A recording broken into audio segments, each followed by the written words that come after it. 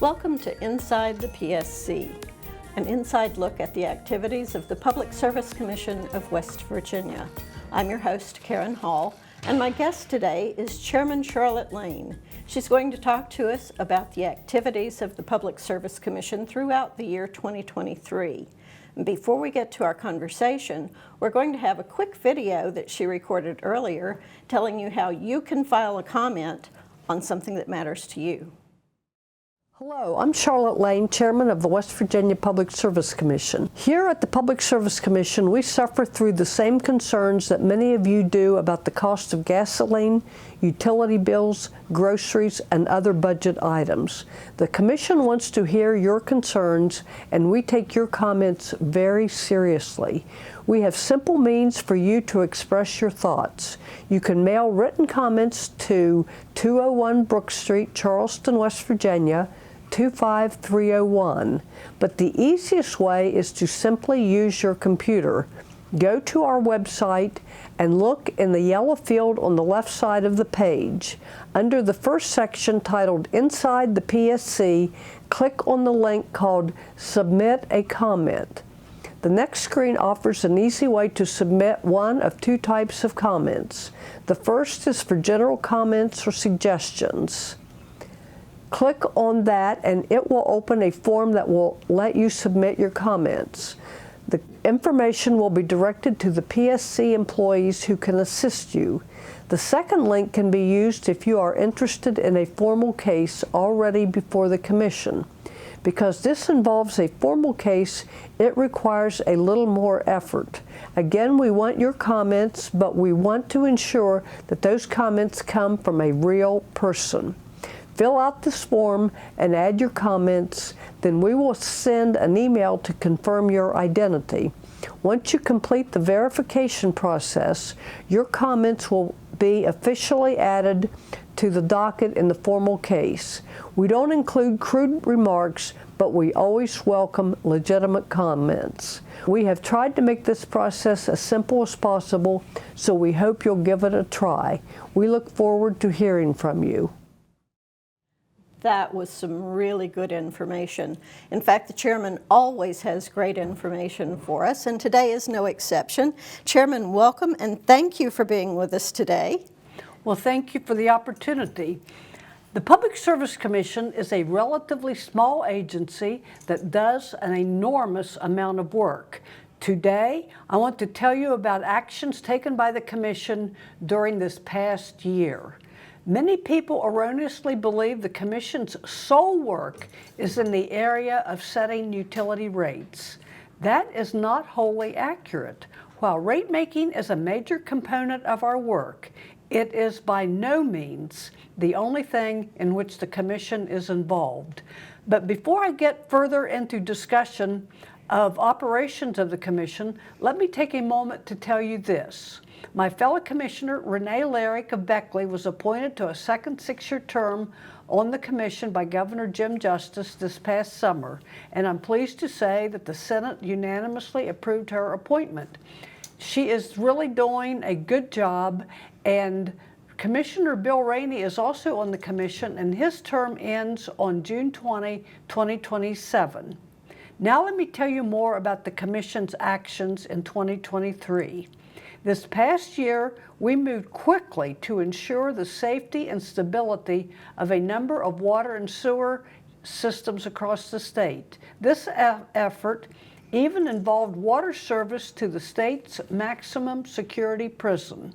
The Commission and staff issued a 3,575 orders in 2023, which is equivalent to nearly 10 orders each day last year.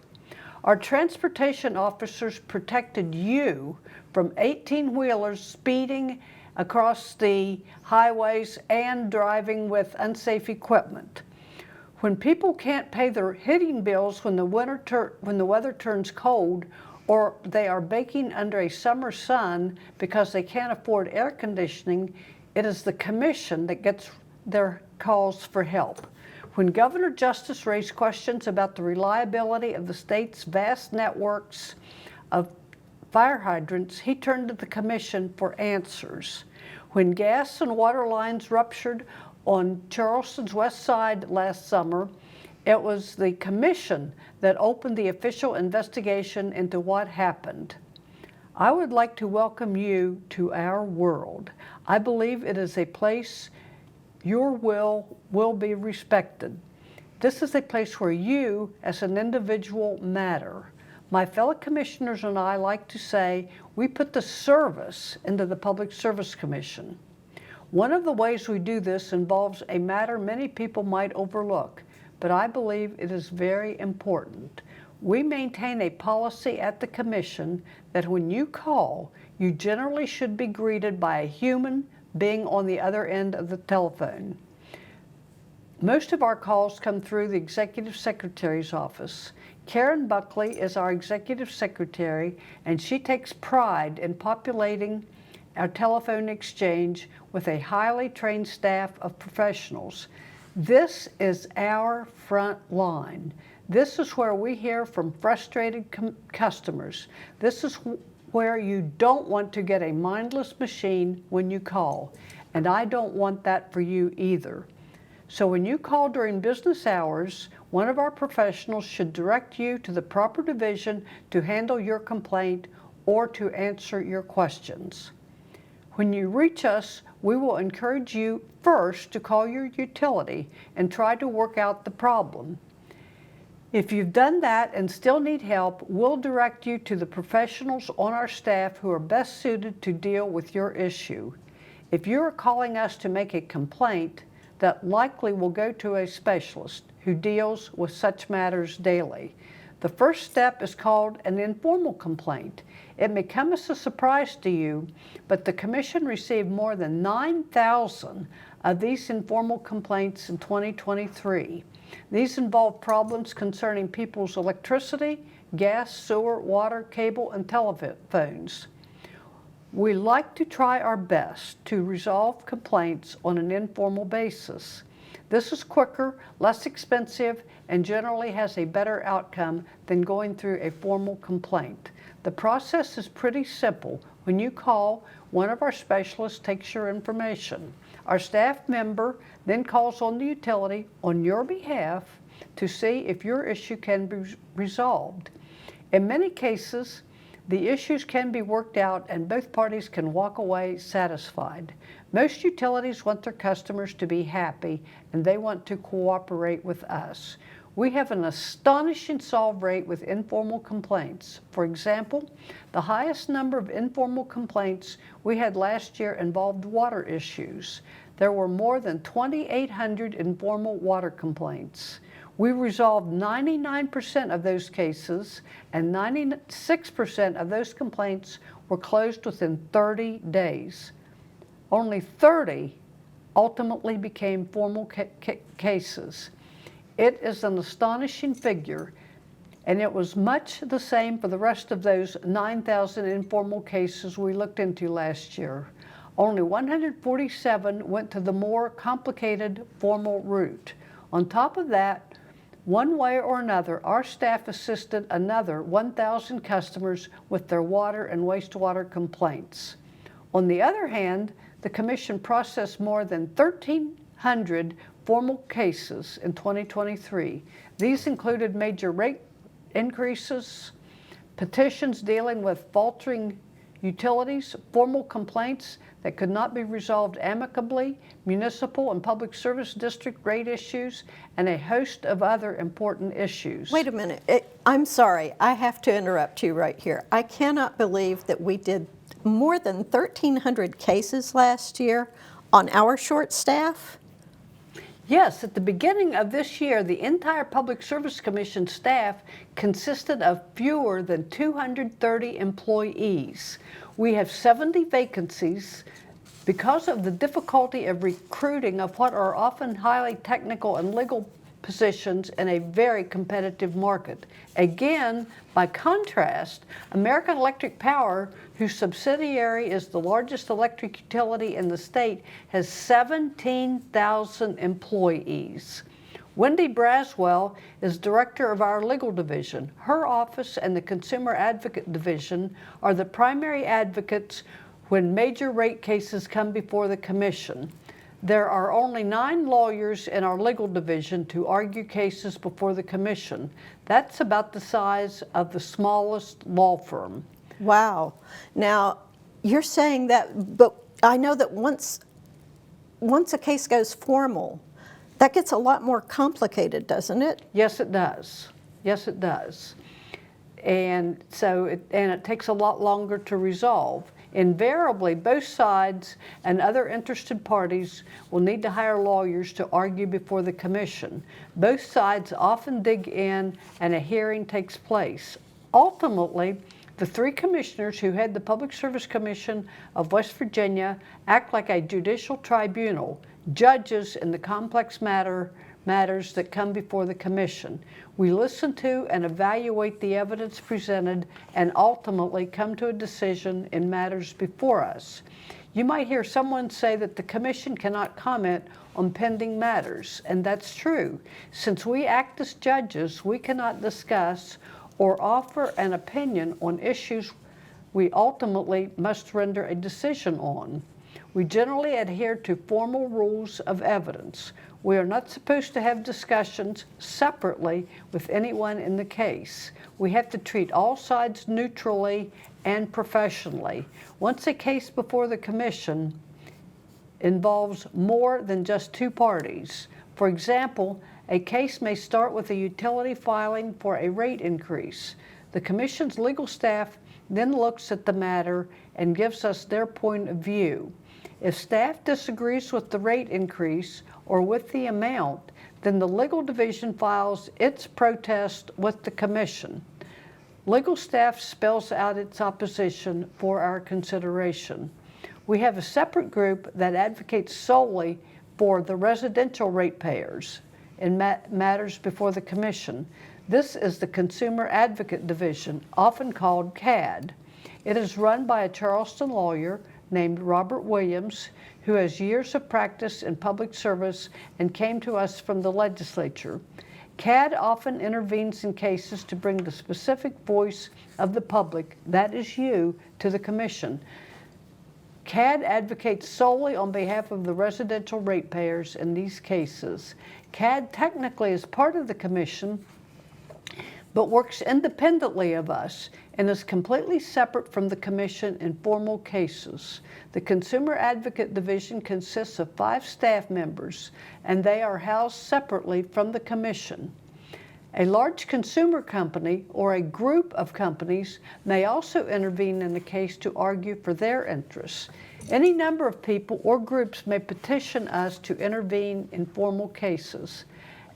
As of late, some government agencies also have intervened in cases. These agencies, such as the Kanawha County Commission, often are opposed to proposed rate increases.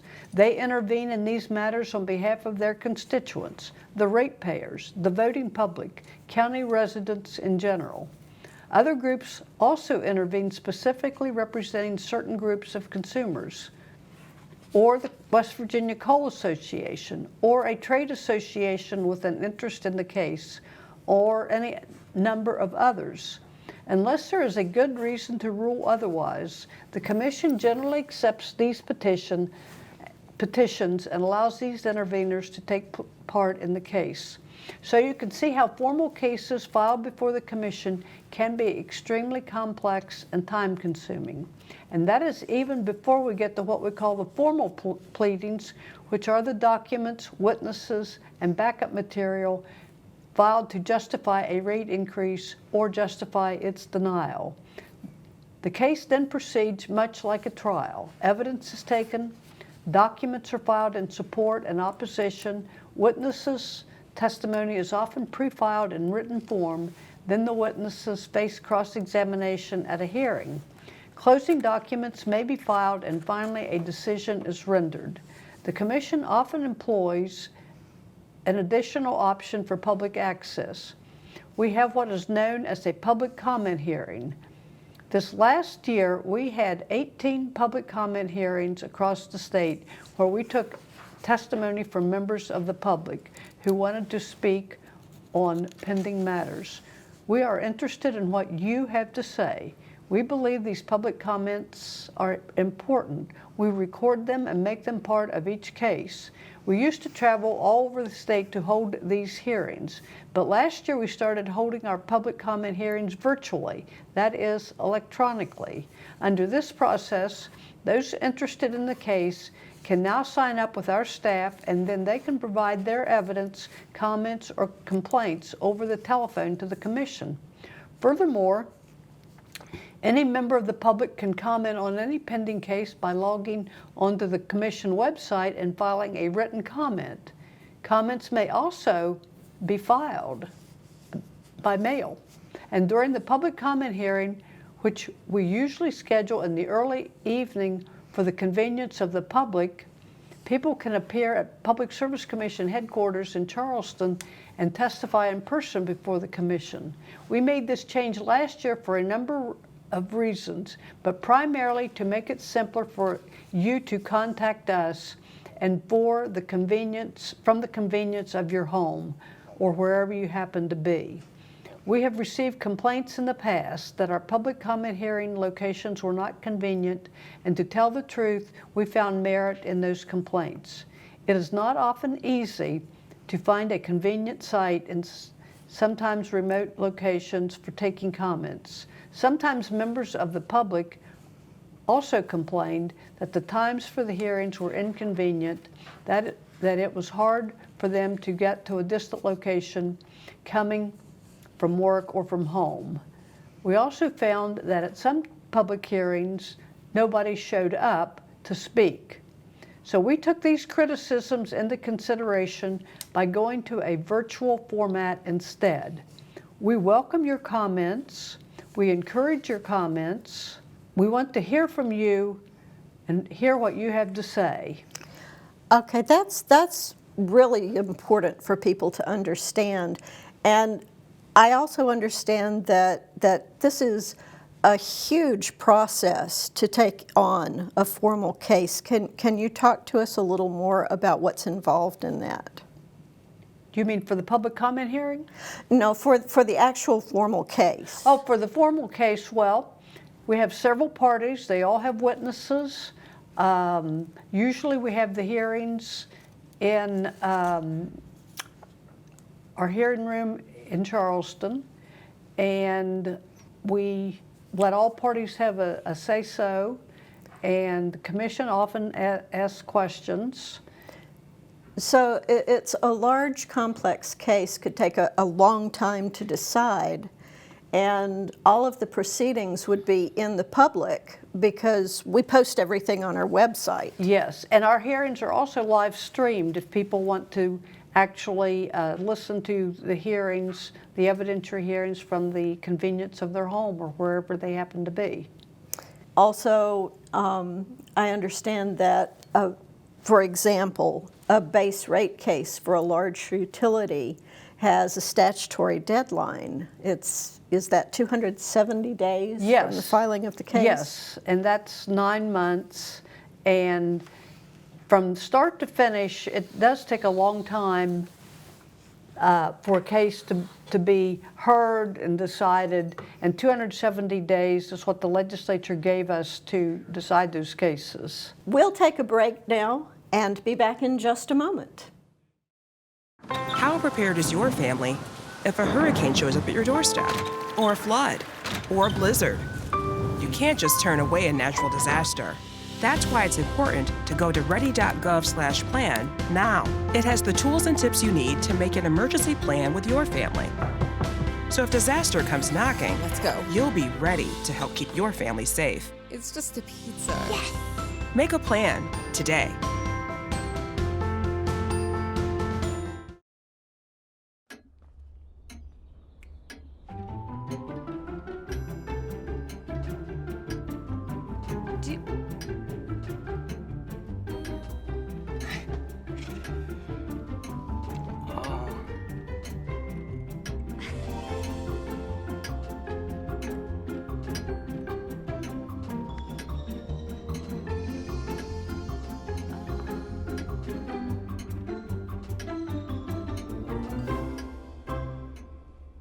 listen, you're my friend. I noticed you haven't really been yourself recently. Yeah, I feel like something's up. How are you?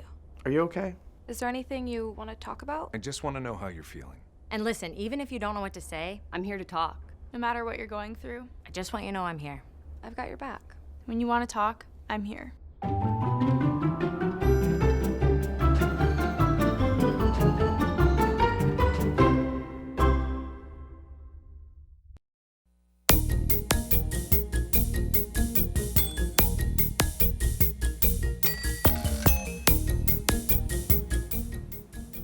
Welcome back to Inside the PSC. Today we're chatting with Charlotte Lane, Chairman of the Public Service Commission.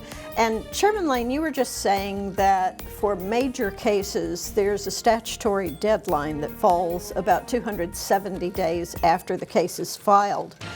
What exactly does that mean? That means a decision must be issued by the Commission within that time frame unless an extension is granted or a scheduling change must be made.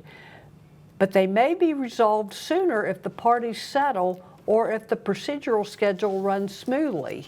An expanded net energy cost case, also called an ENEC case, in which a utility is seeking to recover fuel costs or the cost of future fuel, does not have a statutory deadline and the decision period can vary. In a major recent ENEC case, the filings and deliberations took place over a 3-year period before a final decision was rendered. A major gas case involving replacement of pipelines and equipment, commonly referred to as a 390P case, has a statutory deadline of 180 days from filing. A smaller water infrastructure case, sometimes referred to as a DSIC, D-S-I-C, does not have a statutory deadline. And again, all rate filings and documents associated with them come through Karen Buckley's office of the Executive Secretary's office. When that office is fully staffed, she oversees 14 people. We call this the heart of the agency because all communications involving cases are and pretty much anything else in the way of communications on all matters flow through this office. They pride themselves in posting on our website all materials they receive within an hour of it being stamped in. I invite you to look at the PSC website. It's impressive. It can be found at www.psc.state.wv.us. We are an open agency, and each of us takes pride in that. When information comes in, Karen's office applies a timestamp to it. Then the original is posted to the website. Some of the information may be considered confidential, and that may be shielded from public view. But the vast majority of everything that comes to the office gets displayed almost immediately for public consumption. And in many, many cases, the Commission legal staff takes exception to and challenges the right of utilities to keep anything from the public. We used to have a very cumbersome process for filing cases. Applicants had to have 12 copies of everything and every detail filed with the Commission. But in the last 2 years, we have made great strides by having only one paper original and the rest are filed electronically. We also are using a new numbering system to make it easier to find information. Cases are becoming too large and are being filed with mountains of information, and it's just not feasible for us to store boxes and boxes of material. We welcome electronic transmissions, letters, documents, maps, charts, graphs that all come in through the Executive Secretary's office. All of the outgoing official correspondence from the Commission also comes from that office, and most of it is signed by Karen Buckley in her official capacity.